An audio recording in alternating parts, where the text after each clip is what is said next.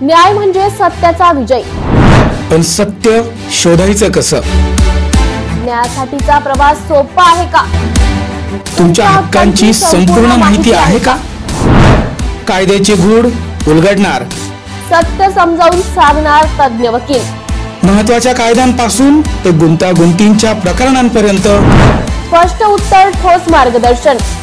एक व्यासपीठ जिथे प्रत्येक प्रश्नाला मिळेल योग्य उत्तर। लवकरच येत आहे कायद्याचा नवा कट्टा, फक्त BBS न्यूज नेटवर्क 24 तासवर, जिथे प्रत्येक शब्दाला असतो न्यायाचा आधार।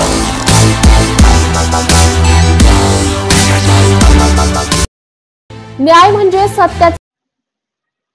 माजी अनुभवी खेळाडू आणि पनवेल क्रिकेट अकादमीचे प्रशिक्षक दिलीप वेंगसरकर यांनी विराट कोहलीच्या निवृत्तीवर प्रतिक्रिया देताना म्हटले आहे की क्रिकेटमधून निवृत्ती घेणे हा प्रत्येक खेळाडूचा स्वतःचा निर्णय आहे, पण इंग्लंडमधील मालिकेनंतर तो निवृत्त होईल अशी मला अपेक्षा होती। इंग्लंड मालिका खूप कठीण असणार आहे। अशा परिस्थितीत त्याच्या अचानक निवृत्तीचा भारतीय संघाच्या कामगिरीवर परिणाम होईल असं प्रशिक्षक दिलीप वेंगसरकर यांनी म्हटलं आहे।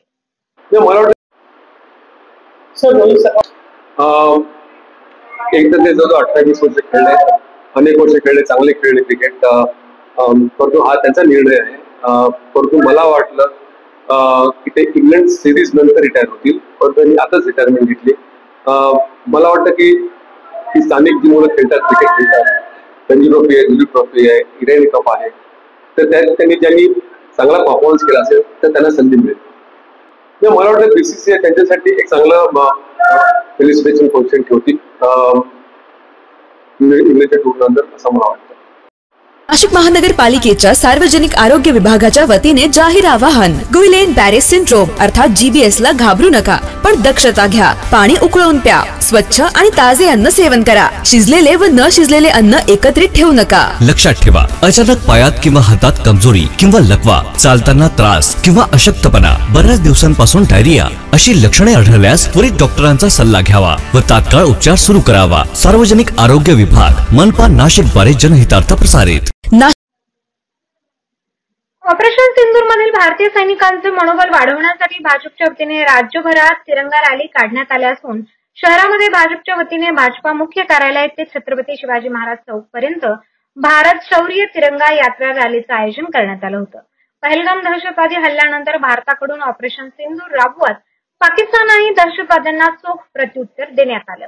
दरम्यान देशाच्या तिन्ही दलाच्या सैनिकांनी केलेल्या या कामगिरीने भाजपकडून आज भारत शौर्य तिरंगा यात्रा रॅलीचे आयोजन करण्यात आले असून भाजपा आमदार महेश चौगुलेसह पदाधिकारी मोठ्या संख्येने उपस्थित होते।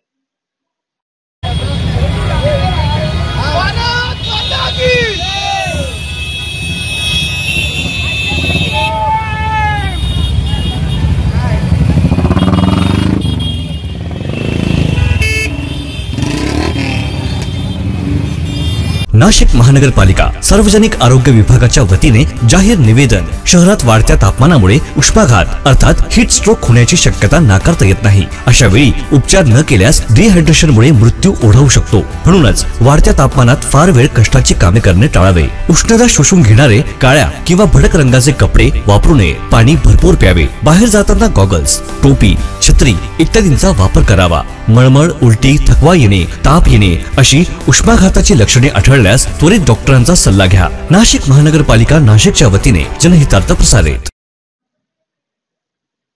इगतपुरी तालुक्याच्या पूर्व भागात अवकाळी पावसाचा धुमाकूळ, अडसरे बुद्रुक येथील शेतकऱ्यांच्या कांदा पिकांचे नुकसान। उन्हाळी कांदा पिकाचे झाले नुकसान। 2.5 हेक्टर क्षेत्रातील कांदा अवकाळीने चिखलात सडला। चिखलात सडलेला कांदा वेचताना शेतकरी मेटाकुटीस आल्याचे विदारक चित्र। कांदा विकून आलेल्या पैशातून शेतकरी करतात भात पिकाची लागवड, मात्र हातात तोंडाशी आलेला घास गेल्याने शेतकरी चिंतेत। शासनाने पंचनामे करून नुकसान भरपाई देण्याची केली मागणी। मी दोन सकाराम कातोरे, अडसरे बुद्रुक फैरवाडी येथून बोलतोय। माझे कांद्याचं नुकसान झालेलं आहे आणि या कांद्याच्या नुकसानीची भरपाई सरकारने भरून द्यावी।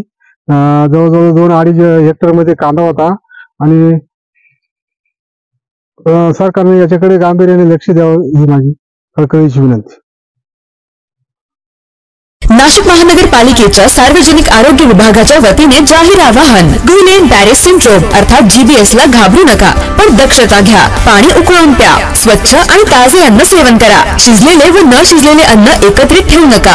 लक्षात ठेवा, अचानक पायात किंवा हातात कमजोरी किंवा लकवा, चालताना त्रास किंवा अशक्तपणा, बऱ्याच दिवसांपासून डायरिया अशी लक्षणे आढळल्यास त्वरित डॉक्टरांचा सल्ला घ्यावा व तात्काळ उपचार सुरू करावा. सार्वजनिक आरोग्य विभाग मनपा नाशिक द्वारे जनहितार्थ प्रसारित. भारतीय जनता पार्टी भिवंडी शहर जिल्हा अध्यक्षपदी रवी सावंत यांची निवड करण्यात आली असून शहरातील मध्यवर्ती कार्यालयात पदग्रहण सोहळा संपन्न झाला. 2006 पासून भाजपामध्ये कार्यरत असलेले रवी सावंत हे आमदार महेश चौगुले यांचे खंदे समर्थक म्हणून ओळखले जात आहेत. रवी सावंत यांनी यापूर्वी भाजपा युवा मोर्चा शहराध्यक्षपदाची धुरा सलग 2 टर्म व 2 वेळा शहर जिल्हा महासचिव म्हणून जबाबदारी सांभाळलेली आहे. तर विद्यमान अध्यक्षांसोबत ते शहर जिल्हा उपाध्यक्ष म्हणून कार्यरत होते. रवी सावंत यांच्या शहर जिल्हा अध्यक्षपदाच्या निवडीनंतर आमदार महेश चौगुले व मावळते शहर जिल्हा अध्यक्ष ॲडव्होकेट हर्षल पाटील यासोबतच असंख्य पदाधिकारी कार्यकर्ते यांनी रवी सावंत यांना शुभेच्छा देत अभिनंदन केले आहे. यावेळी भाजपचे अनेक कार्यकर्ते व महिला मोठ्या संख्येने उपस्थित होते. सर्व महासचिव, कृषीची जेवण जे यापूर्वी सर्व मंडळाचे निवडणूक प्रमुख होते असे सर्व उपस्थित आहेत. मी या बाळासाहेब पाटील साहेब होते, त्यामध्ये ती प्रक्रिया पूर्ण केली. त्याच्यानंतर आज या जिल्ह्याच्या आपला जो प्रथा आहे की आपण जिल्हा नाशिक महानगरपालिका सार्वजनिक आरोग्य विभागाच्या वतीने जाहीर निवेदन. शहरात वाढत्या तापमानामुळे उष्माघात अर्थात हीट स्ट्रोक होण्याची शक्यता नाकारता येत नाही. अशा वेळी उपचार न केल्यास डिहायड्रेशनमुळे मृत्यू ओढवू शकतो. म्हणूनच वाढत्या तापमानात फार वेळ कष्टाची कामे करणे टाळावे. उष्णता शोषून घेणारे काळ्या किंवा भडक रंगाचे कपडे वापरू नये. पाणी भरपूर प्यावे. बाहेर जाताना गॉगल्स, टोपी, छत्री इत्यादींचा वापर करावा. मळमळ, उलटी, थकवा येणे, ताप येणे अशी उष्माघाताची लक्षणे आढळल्यास त्वरित डॉक्टरांचा सल्ला घ्या. नाशिक महानगरपालिका नाशिकच्या वतीने जनहितार्थ प्रसारित. ठाणे शहरामध्ये विविध ठिकाणी अनधिकृत बांधकामांचे पेव फुटले असताना ठाणे काँग्रेसच्या वतीने आज एका अनधिकृत इमारतीचा पर्दाफाश करण्यात आला. हा पर्दाफाश करत असताना शहरामध्ये होत असलेल्या अनधिकृत इमारतींच्या मध्ये राहायला येणाऱ्या लोकांना जर सुविधा महानगरपालिकेने पुरवल्या तर जे खरोखर टॅक्स भरणारे नागरिक आहेत त्यांच्यावर ताण पडेल व त्यांना योग्य ती सेवा महापालिका देऊ शकणार नाही असा आरोप काँग्रेस अध्यक्ष विक्रांत चव्हाण यांनी केला आहे. महाराष्ट्र राज्याचे मुख्यमंत्री देवेंद्र फडणवीस व दोन्ही उपमुख्यमंत्र्यांनी हे राज्य हे राम राज्य आहे असे जाहीर केल्यानंतर राज्यात होणाऱ्या अनधिकृत इमारती असतील किंवा येऊन मधील अनधिकृत बांधकामे असतील किंवा अनधिकृत पब किंवा क्लब असतील यावर महानगरपालिका आयुक्त व पोलीस आयुक्तांनी एकत्रित कारवाई करून निष्कर्षित करावे असा आदेश मुख्यमंत्र्यांनी संबंधित अधिकाऱ्यांना द्यावे अशी मागणी ठाणे शहर जिल्हा काँग्रेस अध्यक्ष विक्रांत चव्हाण यांनी यावेळी केली आहे. वारंवार अनधिकृत बांधकामांसंदर्भात मी लक्षवेध्या मांडल्या, आवाज उठवला, त्या अनुषंगाने चौकशी लागली. चौकशीच्या फेऱ्यात बरेच सहाय्यक आयुक्त अडकलेले आहेत आणि लक्की मिल कंपाऊंड झालेला आहे, साईराज इमारत झालेली आहे. एवढं सगळी भीती असताना, कायद्याची भीती असताना सुद्धा हे माफिया जे लँड माफिया आहेत ह्या अधिकाऱ्यांना घेऊन काल परवा ईडीची धाड पडली वसई विरारला नाल्यासोपाऱ्यामध्ये. एवढं होऊन सुद्धा हे दजावत नाहीत. बघा तुम्ही ह्या एवढी मोठी इमारत या नाल्यावरती नाल्या जे बांधतायत. मार्चपासून मी तक्रार करतोय. सामान्य जनता ही पिढली गेलेली आहे. इकडे सगळे धाकाखाली आहेत. सगळ्यांना दादागिरी केली जाते स्थानिक नेत्यांच्या ह्याच्याकडून. आणि एकीकडे ठाण्यात एवढे ग्रहण प्रश्न असताना, घनकचऱ्याची व्यवस्थापनाचा प्रश्न असताना, पाण्याचा प्रश्न असताना, वाहतूक कोंडीचा प्रश्न असताना ह्या अनधिकृत इमारतींना जर नागरी सुविधा पुरवण्यासाठी तुम्ही जर उद्या पाणी देण्यासाठी, लाईट देण्यासाठी, आणखीन काय देण्यासाठी जर तुम्ही त्या खर्च करत असाल तर हा सामान्य जनतेवरती कुठेतरी अन्याय आहे. सामान्य जनता उपाशी आणि हे सगळे तुपाशी. आणि त्यामुळे ही अनधिकृत इमारत मी तुम्हाला आज दाखवली. अशा अनेक अनधिकृत इमारती इथपासून दिव्यापर्यंत चालू आहेत. रोज एक इमारत आम्ही तुम्हाला दाखवणार. उद्या आम्ही येऊरला जाणार.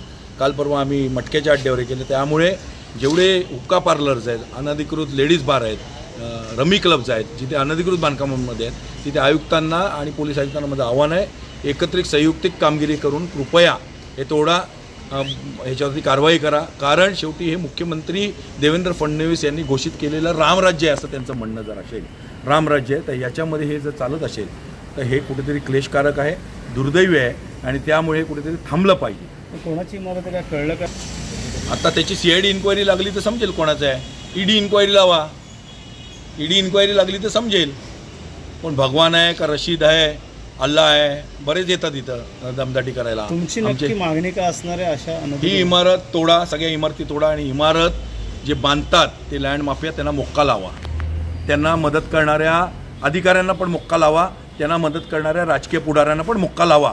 मी जर अनधिकृत बांधकामामध्ये गुंतलो तर मला पण मोक्का लावा. तर डोंबिवली प्रकरण असेल, दिवा असेल, वसई असेल, अशा लोकांना खाली करण्यासाठी एखादी ग्राहकांना काय आव्हान असेल की अशा कृपया माझी विनंती आहे ग्राहकांना, असल्या अनधिकृत इमारतींमध्ये घरं घेऊ नका, जीव धोक्यात टाकू नका आणि आपला मेहनतीने कमवलेला पैसा अशा अनधिकृत इमारतींमध्ये टाकू नका. माझी नाशिक महानगरपालिका सार्वजनिक आरोग्य विभागाच्या वतीने जाहीर निवेदन. शहरात वाढत्या तापमानामुळे उष्माघात अर्थात हीट स्ट्रोक होण्याची शक्यता नाकारता येत नाही. अशा वेळी उपचार न केल्यास डिहायड्रेशनमुळे मृत्यू ओढवू शकतो. म्हणूनच वाढत्या तापमानात फार वेळ कष्टाची कामे करणे टाळावे. उष्णता शोषून घेणारे काळ्या किंवा भडक रंगाचे कपडे वापरू नये. पाणी भरपूर प्यावे. बाहेर जाताना गॉगल्स, टोपी, छत्री इत्यादींचा वापर करावा. मळमळ, उलटी, थकवा येणे, ताप येणे अशी उष्माघाताची लक्षणे आढळल्यास त्वरित डॉक्टरांचा सल्ला घ्या. नाशिक महानगरपालिका नाशिकच्या वतीने जनहितार्थ प्रसारित. आर्थिक देवाणघेवाणीच्या वादातून घणसोलीतील एका लहान मुलाचे अपहरण केल्याची घटना घडली होती. मुलाच्या पालकांनी कोपरखैरणे पोलीस ठाण्यात याबाबत तक्रार देताच पोलिसांनी तांत्रिक तपासाच्या आधारावर 1.5 तासात आरोपीला रबाळे या ठिकाणावरून अटक केली असून अपहरण झालेल्या मुलाची सुखरूप सुटका केली आहे. आरोपी राज भालेराव आणि सतीश गरुड हे दोघी आरोपी मुलाला नाशिकला घेऊन जाण्याच्या तयारीत असताना दोघांनाही रबाळे येथून अटक केली असून आणखी दोघांचा शोध कोपरखैरणे पोलीस करत आहेत. जय हिंद. काल कोपरखैरणे पोलीस हद्दीमध्ये संध्याकाळी 9:30 वाजता संजय भोसले सेक्टर 3 घनसोली यांच्या घरी 4 आरोपितांनी त्यांच्या 15 वर्षाच्या मुलाला आर्थिक व्यवहारातून किडनॅप केला. साधारण 9:45 दरम्यान संजय भोसले व त्यांचे कुटुंबीय पोलीस स्टेशनला आलं. त्यांनी पोलिसांना तक्रार दिली. तक्रारीचं सिरियसनेस बघून आम्ही ताबडतोब 3 पथकं तयार केले. त्यामध्ये गुंडा पथक, DB पथक आणि स्टेशन हाऊस आणि बीट मार्शल्स. आरोपीच्या नावावरून त्याची माहिती काढली. त्या माहिती काढून आरोपितांनी ज्या मुलाला किडनॅप केलं होतं त्या मुलांवरूनच, मुलाच्या फोन नंबरवरूनच फिर्यादीला फोन केला गेला होता आणि त्यामध्ये 12 लाख रुपयाची खंडणी मागणी होती. 12 लाख रुपये दिले तरच आम्ही तुमच्या मुलाला सोडू असे त्यांनी धमकी दिली होती. ह्या दरम्यान आम्ही आरोपिताचं आणि फिर्यादीचं बोलणं चालू ठेवून त्यांच्या पैशाची मागणी पूर्तता करतो असं आम्ही त्या खेळत ठेवलं आणि त्या अनुषंगाने आमचे गुंडा पथकाचे API कुंभार आणि त्यांची टीम त्यांच्या मोबाईलच्या लोकेशनवर ट्रॅक करत होते. त्या अनुषंगाने दुसरी आमची DB टीम, API महाराज त्यांची टीम ही साध्या वेशामध्ये फिर्यादीच्या घरी दावा देऊन बसले होते आणि तिसरी टीम API बोडके आणि त्यांचे बीट मार्शल्स हे हद्दीमध्ये सर्व CCTV फुटेज आणि त्यांचे ज्या रस्त्यावर घेऊन गेले हे चेक करत होते. ह्याच्यामध्ये आम्हाला त्यांचं लोकेशन रबाळे MIDC असं मिळून आलं. त्या लोकेशन आणि त्या बोलण्याच्या ह्याच्यावरून आम्हाला गाडी नंबरही कळला. मुलांनी बोलता बोलता फोनवर सांगितलं की स्कोडा पांडेकरची गाडी आहे. त्या अनुषंगाने आम्ही त्याचं सोशल मीडियावरचं पोर्टफोलिओ चेक केला आरोपिताचं. त्याच्यावरून त्या गाडीवर एक फोटो मिळून आला. पांडेकरची स्कोडा गाडी असं म्हटल्यानंतर आम्हाला गाडी नंबर मिळाला आणि त्या अनुषंगाने आम्ही रस्त्यावरचे CCTV फुटेज चेक करत आम्ही सापळा रचला. त्या अनुषंगाने पांडेकरची गाडी ही रबाळे MIDC मध्ये आमच्या API कुंभारांच्या टीमला दिसली आणि ताबडतोब आम्ही ते इंटरव्ह्यू करून त्यामध्ये आम्ही जो मुलगा होता 15 वर्षाचा, पहिले त्याला वाचवण्यासाठी त्याला ताब्यात घेताना 2 आरोपी आम्ही ताब्यात घेतले. त्यातील 2 आरोपी पळून गेले. जे आरोपी ताब्यात घेतले त्यातला एक आरोपीचं नाव आहे राज भालेराव, दुसरा आरोपी आहे गरुड. बाकी 2 आरोपी फरार झाले, त्यांचा आम्ही शोध घेत आहोत. दोन्ही आरोपींना आम्ही कोर्टापुढे हजर केले असता कोर्टाने त्यांना 2 दिवसाची 2 दिवसाची पोलीस कस्टडी दिली आहे. ह्या आरोपितांचा पूर्व इतिहास बघत असता राज भालेराव विरुद्ध नाशिक या ठिकाणी गुन्हे नोंद आहेत आणि ह्यांनी आणखी असे काही गुन्हे केले आहेत का आणि नक्की हे गुन्हा कुणाच्या सांगत नाही केला, ह्याचं ब्रेन चाइल्ड कोण आहे याचा आम्ही तपास करत आहोत. सदर गुन्ह्याच्या तपासामध्ये आरोपी शोधण्यासाठी आम्हाला माननीय आमचे पोलीस उपायुक्त ढाणे सर, आमचे ACP बुधवंत सर यांनी मार्गदर्शन केलं. त्या अनुषंगाने 9:15 वाजता आम्हाला तक्रार प्राप्त झाली आणि 11 वाजता आम्ही मुलाला ज्याला किडनॅप केलं होतं त्याला आम्ही सुखरूपपणे आम्ही ताब्यात घेतलेला आहे. तर असे काही तक्रार असतील किंवा कोणाच्या काही तक्रार असतील तर नागरिकांनी ताबडतोब 112 क्रमांकावर कॉल करावं आणि ताबडतोब त्या ठिकाणी पोलीस येऊन आपल्याला नक्कीच मदत करेल. जय हिंद. नाशिक महानगरपालिका सार्वजनिक आरोग्य विभागाच्या वतीने जाहीर निवेदन. शहरात वाढत्या तापमानामुळे उष्माघात अर्थात हीट स्ट्रोक होण्याची शक्यता नाकारता येत नाही. अशा वेळी उपचार न केल्यास डिहायड्रेशनमुळे मृत्यू ओढवू शकतो. म्हणूनच वाढत्या तापमानात फार वेळ कष्टाची कामे करणे टाळावे. उष्णता शोषून घेणारे काळ्या किंवा भडक रंगाचे कपडे वापरू नये. पाणी भरपूर प्यावे. बाहेर जाताना गॉगल्स, टोपी, छत्री इत्यादींचा वापर करावा. मळमळ, उलटी, थकवा येणे, ताप येणे अशी उष्माघाताची लक्षणे आढळल्यास त्वरित डॉक्टरांचा सल्ला घ्या. नाशिक महानगरपालिका नाशिकच्या वतीने जनहितार्थ प्रसारित. राष्ट्रीय दृष्टिहीन संघ महाराष्ट्र व सक्षम शाखा वर्धा यांच्या संयुक्त विद्यमाने दिनांक 12 ते 15 जून वर्ध्यातील विद्यादीप सेलिब्रेशन रोठा येथे राज्यस्तरीय निवड बुद्धिबळ स्पर्धेचे आयोजन करण्यात आले आहे. ही स्पर्धा 3 दिवस चालणार असून जवळपास 150 दृष्टिहीन दिव्यांग स्पर्धक यामध्ये भाग घेणार आहेत. या स्पर्धेच्या आयोजनासाठी SBI बँक मुख्य शाखा वर्धा, पुंडलिक मसराम, शंकर प्रसाद अग्निहोत्री, बापूसाहेब टोपे यांच्यासह इतरांचे ही स्पर्धा आयोजनासाठी सहकार्य लाभले आहे. या स्पर्धेमध्ये दृष्टिबाधित दिव्यांगांच्या पालकांनी आपल्या पाल्यांना भाग घेण्यासाठी प्रोत्साहित करावे असे आवाहन राष्ट्रीय दृष्टिहीन संघ महाराष्ट्र व सक्षम शाखा वर्धा यांच्या वतीने श्रीराम मंदिर वर्धा येथे आयोजित पत्रकार परिषदेत केले आहे. राष्ट्रीय दृष्टिहीन संघ महाराष्ट्र व सक्षम शाखा वर्धा यांच्या वतीने 12 जून ते 15 जून या दरम्यान विद्यादीप सभागृह व रोठा येथे आपण राज्यस्तरीय निवड बुद्धिबळ स्पर्धेचे आयोजन करतो. या स्पर्धेत साधारण संपूर्ण राज्यातून 150 अंध खेळाडू सहभागी होतील. या सर्व खेळाडूंची व्यवस्था निःशुल्क असेल. या स्पर्धेत सहभागी होणाऱ्या कुठल्याही खेळाडूला कुठलंही शुल्क द्यायचं नाही आहे. निःशुल्क सगळी व्यवस्था असणार आहे. या कार्यक्रमाला यशस्वी करण्यासाठी साधारण 4 दिवस निवास, भोजन इत्यादी व बक्षीस व्यवस्था करावयाची असल्याने समाजातील दानशूर दाते मंडळींना एक आव्हान आहे की या कार्यक्रमाला यशस्वी करण्यासाठी यथाशक्ती आर्थिक किंवा वस्तुरूपात सहकार्य करून ही स्पर्धा यशस्वी करण्यासाठी सहकार्य करावं. यापूर्वीही अशाच प्रकारचं आयोजन आपण वर्ध्यामध्ये केलेलं आहे. याही स्पर्धेसाठी काही दानदात्यांनी आपल्याला दान दिलेलं आहे.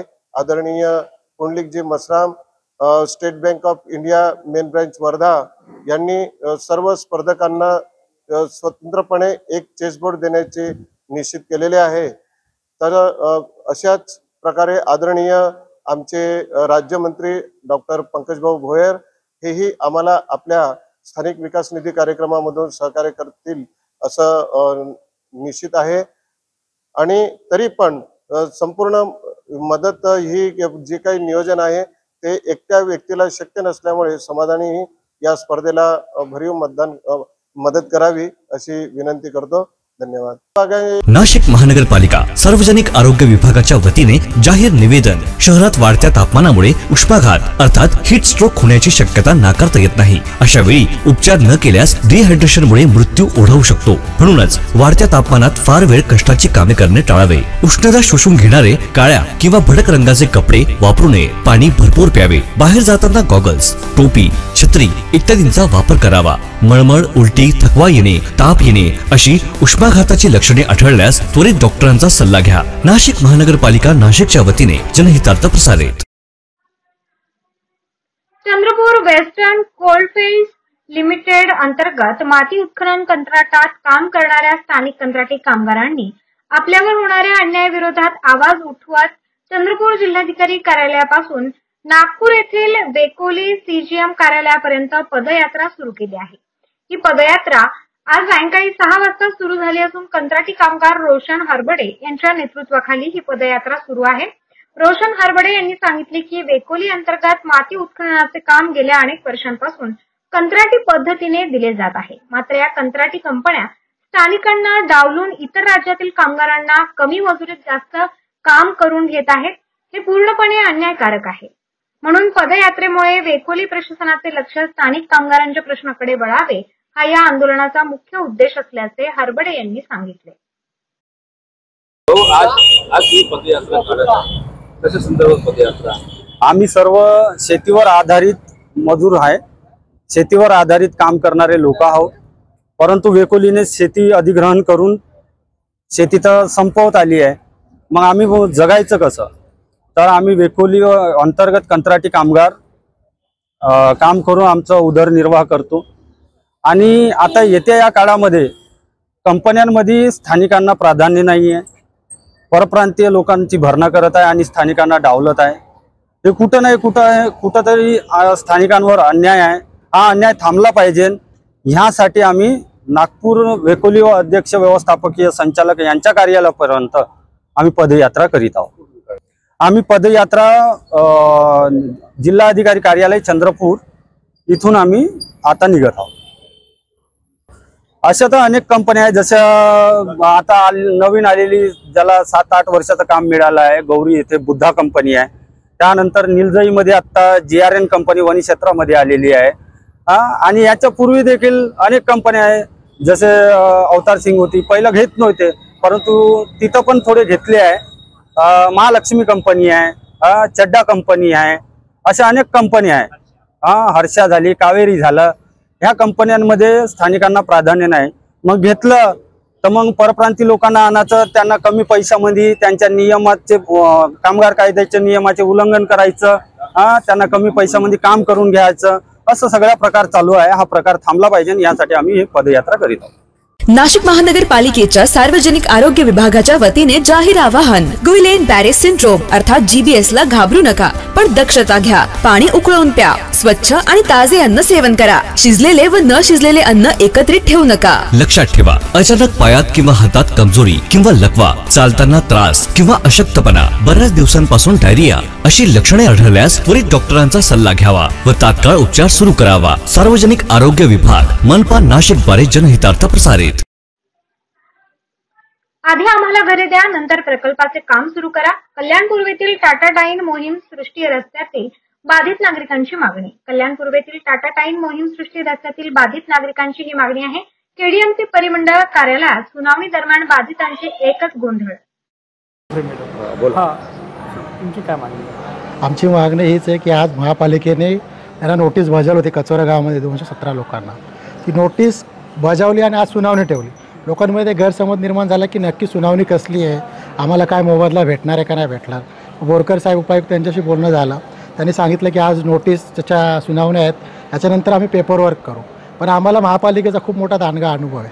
महापालिका फक्त सुनावण्या करतात, हे करतात, नंतर लोकांना प्रत्यक्षात घरं देत नाही. आमची स्वतःची मागणी आहे की पहिले लोकांना घरं द्या, त्याच्यानंतरच आम्ही महापालिकेचं कामावर चालू देणार. तर महापालिकेचं कोणतंही कारभार किंवा काम आम्ही रस्ता रुंदीकरणाचं चालू देणार नाही. हे आम्ही ठोस पावलं घेतलीत आणि ह्यापुढे आम्ही त्याच्यासाठी आंदोलनं म्हणा, निदर्शनं म्हणा, काही करू. पण जोपर्यंत आमच्या लोकांना घरं मिळणार नाही तोपर्यंत आम्ही महापालिकेला जरासंही काम करू देणार नाही. म्हणजे आधी मोबदला नंतर काम? आधी मोबदला नंतर. तस्लीम ख्वाजा शेख। हमारा मांग सिर्फ इतना है कि हम लोग गरीब लोग आज यहाँ पर इकट्ठे हुए हैं, हमको घर के बदले के घर दो और बराबर हिस्से से दो। जो हमारा जितना हिस्सा जा रहा है उसी हिस्से के बराबर हमको घर मिलना चाहिए। कोई भी घर का बेघर नहीं होना चाहिए। सब गरीब है, सब कमा के खाने वाले हैं, तो सबको अपने हक के हिसाब से घर दो, किसी को बेघर मत करो। हमारी बस म्यूनसिपैलिटी से यही अपील है। पेपर वगैरह हमारे सब क्लियर है, उसी हिसाब से हमको घर को घर ही मिलना चाहिए, कुछ भी नहीं। कल्याण पूर्वेतील जे धर्मानगर मध्ये जे रस्ता होणार आहे त्यातील बाधितांच्या सुनावणी आहे, नक्की किती लोक बाधित होणार आहे आणि नक्की काय महापालिकेची काय तयारी आहे? कल्याण पूर्वमध्ये टाटा पॉवर लाईन ते मोहनसृष्टीपर्यंत जो DP रोड आहे 30 मीटरचा, तर त्या अनुषंगाने जे रस्त्यामध्ये बाधित होत आहेत अशा लोकांची आज सुनावणी परिमंडळ कार्यालयात आयोजित करण्यात आलेली आहे। आणि सदर रस्त्यामध्ये आपल्याकडे आता जी यादी सध्या प्राप्त आहे त्यानुसार 199 लोक बाधित होत आहेत। तर आज काय होतं आणि महापालिकेचं पुढचं पाऊल काय? आज आपण त्यांना सुनावणीसाठी बोलवलेलं असतं, त्यावेळी आपण त्यांना त्यांचं म्हणणं काय आहे, हा जो प्रस्तावित रस्ता आहे त्या अनुषंगाने त्यांच्याकडे काही कागदपत्र आहेत का किंवा त्यांना महापालिकेच्या वतीने काय अपेक्षित आहे या संदर्भात आपण त्यांची सुनावणी घेत असतो।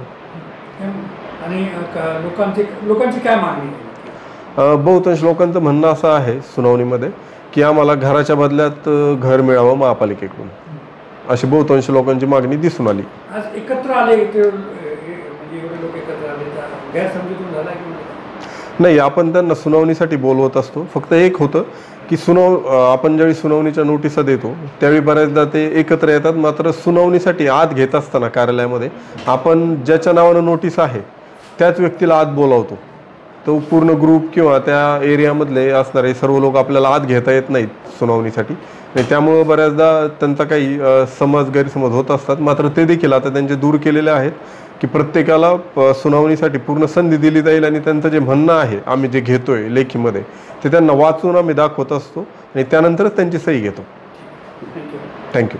नाशिक महानगरपालिका सार्वजनिक आरोग्य विभागाच्या वतीने जाहीर निवेदन. शहरात वाढत्या तापमानामुळे उष्माघात अर्थात हीट स्ट्रोक होण्याची शक्यता नाकारता येत नाही. अशा वेळी उपचार न केल्यास डिहायड्रेशनमुळे मृत्यू ओढवू शकतो. म्हणूनच वाढत्या तापमानात फार वेळ कष्टाची कामे करणे टाळावे. उष्णता शोषून घेणारे काळ्या किंवा भडक रंगाचे कपडे वापरू नये. पाणी भरपूर प्यावे. बाहेर जाताना गॉगल्स, टोपी, छत्री इत्यादींचा वापर करावा. मळमळ, उलटी, थकवा येणे, ताप येणे अशी उष्माघाताची लक्षणे आढळल्यास त्वरित डॉक्टरांचा सल्ला घ्या. नाशिक महानगरपालिका नाशिकच्या वतीने जनहितार्थ प्रसारित.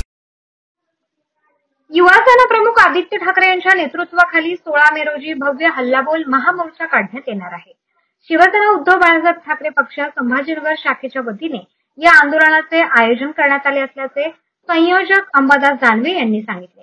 सायंकाळी 4:30 वाजता क्रांती चौक येथील अखंड हिंदुस्थानाचे आराध्य दैवत छत्रपती शिवाजी महाराज यांच्या पुतळ्याला पुष्पहार घालून अभिवादन केल्यानंतर या मोर्चास सुरुवात होणार आहे. पैठणगेट येथील लोकमान्य बाळ गंगाधर टिळक यांच्या पुतळ्याला अभिवादन केल्यानंतर पुढे गुलमंडीपर्यंत हा हल्लाबोल महामोर्चा जाणार आहे. गुलमंडी येथील संभाजीनगरचे प्रथम नगराध्यक्ष द्वारकादास पटेल यांच्या पुतळ्यासमोर जाहीर सभा होणार आहे. सभा संपन्न झाल्यानंतर मनपा आयुक्त यांच्याशी शहराच्या पाणी प्रश्नावर चर्चा करणार आहे. काही गडबडीत करण्याचं काम नाही, याला वेळ लागणार आहे, परंतु हे अजून 50% काय 25% सुद्धा पूर्ण नाही.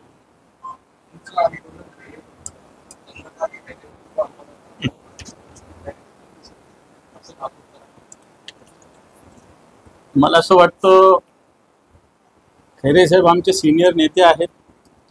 या शहरात 30 बैठका चंद्रकांत खैरे यांनी घेतल्या. 30 उपशहर प्रमुख एरिया निहाय. सुरुवात आंदोलनाची त्यांच्या शुभ हस्ते आम्ही केली बाबा पेट्रोल पंपावर. परवा पदयात्रेत एवढं त्यांच्या पायाला जखम होणे पदयात्रेत चंद्रकांत खैरे साहेब होते.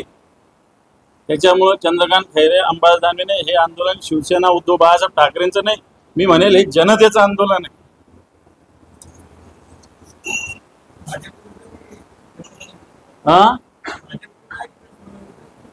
लबाड लोकांविरुद्ध आहे. शोधा लबाड मी त्या दिवशी ऐकून दाखवलं होतं सभेमध्ये तुम्हाला. आता अजून दाखवू का नाही तर उद्याच्या सभेत सांगतो लबाड कोण आहे. उद्या सभेत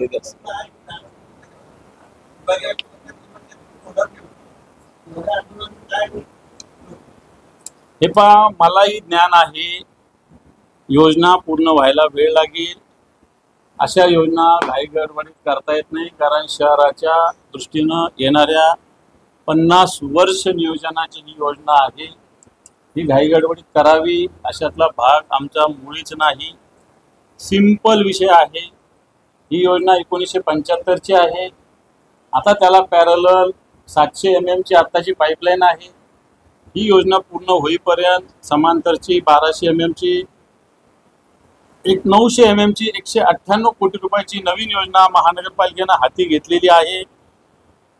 ही योजना डिसेंबर 2024 मध्ये पूर्ण व्हायला पाहिजे होती, ती सुद्धा पूर्ण झालेली नाही. जर ती योजना पूर्ण झालेली असती तर समांतर आणखी 1 वर्ष नाही, 2 वर्ष नाही, 3 वर्ष लेट झाली तरी चालते. परंतु ती 900ची जलवाहिनी जरी नीट सुरू झाली तरी मला वाटतं या शहराला पाणी देता येईल. त्याचे पण डिटेल्स माझ्याकडे आहे, त्याची पण स्थिती काय आहे त्याचे डिटेल्स माझ्याकडे आहे. पाणी आपल्या महापालिकेला किंवा शहराला 102 TMC पाण्याची कॅपॅसिटी जायकवाडीची आहे आणि आत्ताच्या घडीला या जायकवाडीमध्ये 70 TMC पाणी आहे. 32 TMC पाणी हा मृत साठा असतो आणि आपल्या शहराला फक्त 3 TMC